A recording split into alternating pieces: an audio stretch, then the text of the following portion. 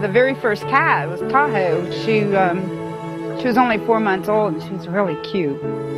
Was owned by a guy named Jeff, but he had brought her in to have her toenails cut out. Then he picked her up and took her home. 14 months later, she came back in, and she had had her teeth pulled, and then they didn't come back after her. And since I was working there, I talked him into letting me bring her home. So I brought her home. Yeah, it was pretty crazy. We built the cage for her. Mom went through the licensing to be able to keep her and house her and all that. So it took a lot of time and money for her to even just have one.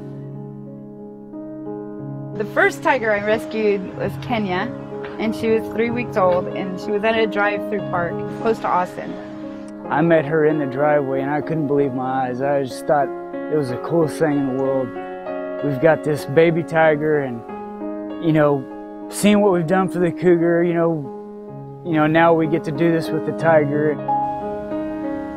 Kenya and Ranger and Tahoe, they're the seeds of this place.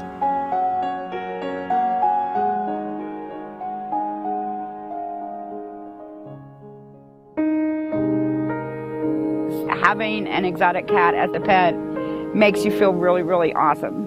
It's an unbelievable feeling that you have a pet cougar or a pet tiger. But the problem is that you're not thinking about the animal. You're thinking about how it makes you feel and how you want others to perceive you. But what about the cat, you know? God, I'm gonna cry because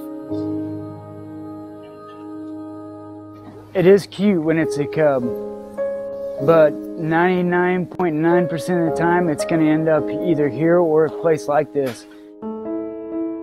Baby tiger cubs are fun to play with and get your picture taken with, but then when they get a few months old, they're no longer warm and cuddly anymore.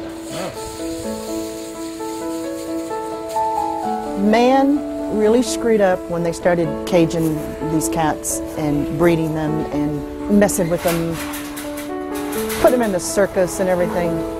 people just don't understand what they're doing to the cats by trying to make pets out of them. They're not pets. I've seen so many of them come in that are in such horrible shape. So many that are so close to dying just because somebody wanted to feel awesome. And it's just not right. It's not right. As an intern here this summer, I'm helping to train Apollo, and I just find it incredible that he's come in just 3 years from such horrible conditions. I've seen the pictures of what he came here looking like and heard the stories of what he came from and how he was treated, to being the beautiful, trusting animal that he is today. And now we're taking care of them. They can't go back to the wild, so we're taking care of their daily needs, their love, their food, their clean habitats. But people breed the animals and, breed them in captivity, and that's what causes us to have more cages to house them.